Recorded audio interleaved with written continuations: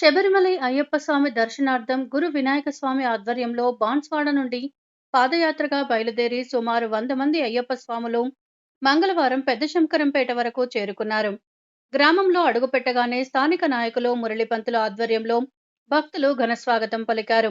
అనంతరం తిరుమల తిరుపతి దేవస్థాన కళ్యాణ మండపంలో కీర్తిశేషులు అసూరి శేషాచార్య జ్ఞాపకార్థం కుమారులు రామచంద్ర స్వామి, వేణుగోపాలచారి మురళీపంతులు అయ్యప్ప స్వాములకు అన్నదాన కార్యక్రమాన్ని ఏర్పాటు చేశారు. అయ్యప్ప నామస్మరణతో కళ్యాణ మండపం మార్మ్రోగింది.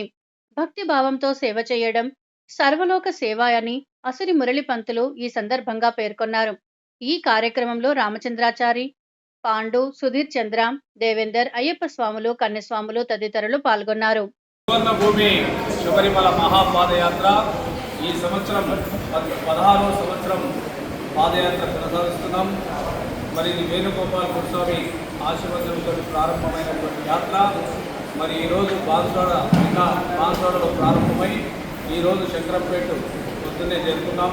మరి ఇక్కడ గత 4 సంవత్సరాల నుండి మన మురళీ గురుస్వామి, జానీ గురుస్వామి, మరి అదేవిధంగా వేణు గురుస్వామి వారి ఆధ్వర్యం లోపల మరి ఇక్కడ స్వాములందరికీ మరి ఎంతో ప్రేమపూర్వకంగా భిక్ష ఏర్పాటు చేసి మమ్మలను నడుపులో పెట్టుకుని చూసుకునే విధంగా చూసేటటువంటి గురుస్వాములు మీరు గత 4 సంవత్సరాల నుండి ఇక్కడ స్వాములకు భిక్ష ఏర్పాటు చేస్తున్నారు. అంతకుముందు మరి ఇక్కడ నుండే మేము చాలా సంవత్సరాలు పోయినా కానీ మరి బాన్స్వాడ నుండి పిల్లల నుండి భిక్ష వచ్చేది. మరి వారికి తెలియగానే ఎప్పుడే ఇక్కడ మన శంకరంపేటకి వెళ్ళేటటువంటి స్వాముల పాదయాత్ర మేమే ఏర్పాటు చేస్తామని చెప్పేసి గత 4 సంవత్సరాల నుండి భిక్ష ఏర్పాటు చేస్తున్నటువంటి మన జానీ గురుస్వామికి, మురళీ గురుస్వామికి, వేణు గురుస్వామికి ప్రత్యేకంగా స్వర్ణభూమి మహాపాదయాత్ర తరఫున ధన్యవాదాలు తెలియజేసుకుంటాం. వారికి వారి కుటుంబ సభ్యులకు ఆరోగ్యాలు కలగాలని, విలేచనాలు కలగాలని, సదా అయ్యప్ప స్వామి సేవలో ఉండాలని చెప్పేసి మనస్ఫూర్తిగా కోరుతున్నాం.